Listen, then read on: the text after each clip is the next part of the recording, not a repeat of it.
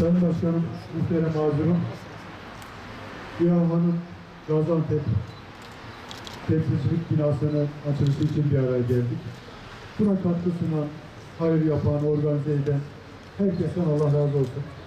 İHA, Türkiye'nin vicdanı, milletimizin vicdanı, insanlığın vicdanı. Bu kuruluşun yaşaması lazım, yaşatılması lazım.